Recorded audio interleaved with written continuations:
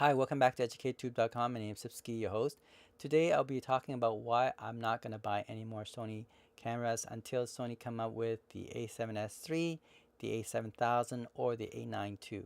And the reason for that is there's two main reasons actually. First of all, I have a lot of Sony cameras. I have bought, sold, trade Sony cameras, and I have narrowed down to a few cameras that I'm very happy with and I'm keeping, and then I'm waiting for the top of the line of Sony's.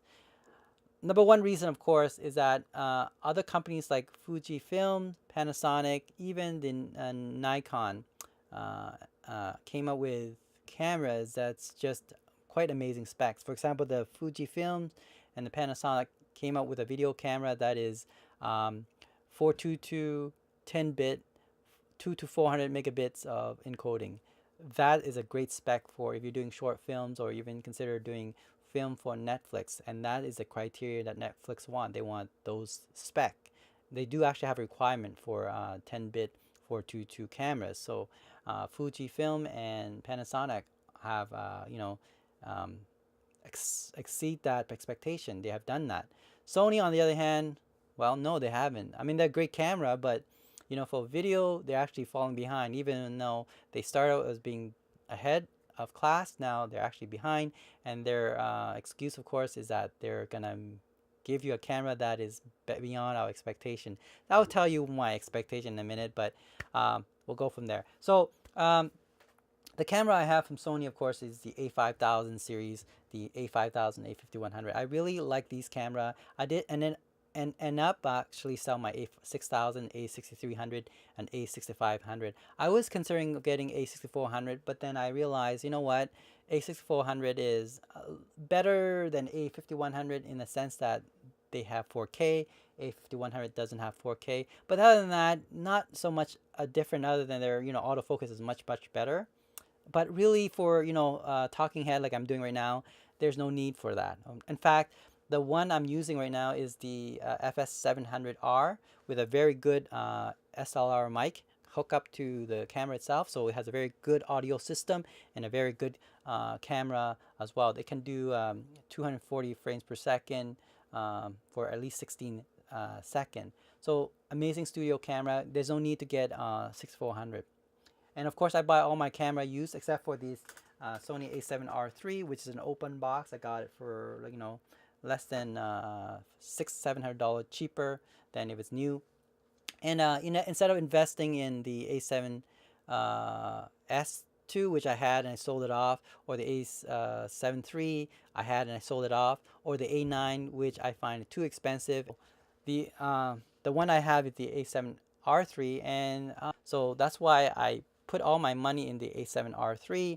I actually got a third-party grip. I even have a mic built in for this one. I put a lot of money in it. I bought extra batteries. I have 2 extra original batteries and 2 third-party batteries. So this system is pretty much awesome for photography and maybe video as well. The only issue, like I said, why I'm waiting for the Sony cameras is didn't meet my expectation.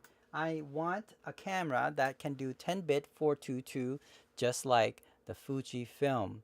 Now here, Sony, my expectation, I don't know you can beat the expectation because you said that it beat my expectation. Well, here's my expectation.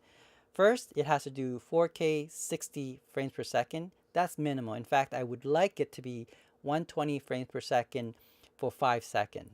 Okay, just like my FS700R, if I have the external Shogun Ultimate Inferno, I will be able to do that with my camera here, the FS700R. What else? 1080p, 180 frames per second. In fact, if you can do 240 like this FS700R, that would be awesome. What else? It can definitely do 10-bit 422 internal, not external, internal. Okay, and at least 200 to 400 megabits of encoding, video encoding, file. So I know it's going to be a big file, but you have an option of then 100, 200, 400, like that kind of system. Okay, what else? Amazing stabilization. Maybe instead of 6-axis in-body stabilization. What else? Oh, I heard that you can do global shutter. Put that in there as well. Unlimited recording. Put that in there as well. Flip up screen, yeah, put that in there as well. So those are my expectations from the A7S III. Now, can you meet that? So don't say that you meet my expectation beyond my expectation if that's not met. That is my criteria.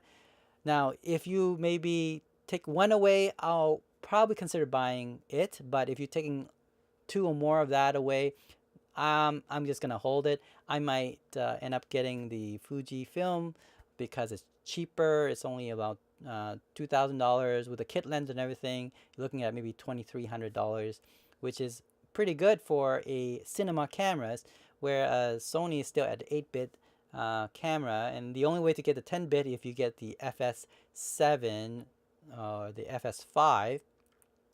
422, then you have to get an external monitor. So again, you're looking at about over $10,000 system, which is not unlikely that I'll get. All right. So I'm looking for a camera that is pro consumer, maybe professional video camera that's portable, and I'm thinking A7S III. So that's my take on it. And hopefully, if you have a comment about what type of expectation you for A7S III, write a comment below, or the A9 II or the A7000. You can write the comment below. Now, the reason why I would buy the A7S III over the A7000 is one thing. It's the low light capability. I still expect the Sony A7S III to have amazing low light capability in 1080p as well as 4K. Okay. Now, I know that A7 III is amazing for low light at 4K, even beats the A7S II. So I'm expecting that A7S III would definitely beat the A7 III for 4K. And even if they have the same, the low light capability in 1080p that they have now in the A7 II, I'll be happy with that. But again, they have to up their game for 10-bit 422 400 megabits encoding. All right, and amazing stabilization, a flip-up screen, and unlimited recording. So that, and global shutter. Yeah, and that would be my expectation. No less, Sony. Thanks for watching, EducateTube.com.